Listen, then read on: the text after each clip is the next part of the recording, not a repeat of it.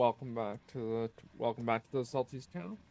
In today's episode, Swift has just released their new up upgrading the ability to bike. So my first bike that I will do is the Swift TT bike. So at just under 2 hours. So maybe there's a rounding error or somewhere in there, but I got the ability to upgrade my bike. No salty. That's not the right place. The garage is the right place.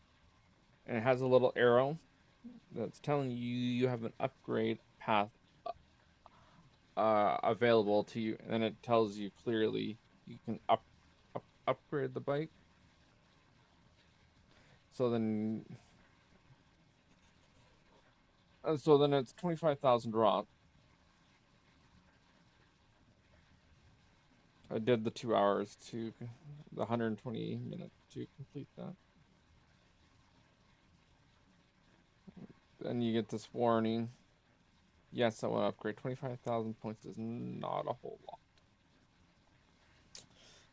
Let's go. And then it opens up again. You get the arrow, and it says 180 minutes. And that's new Swift upgrades.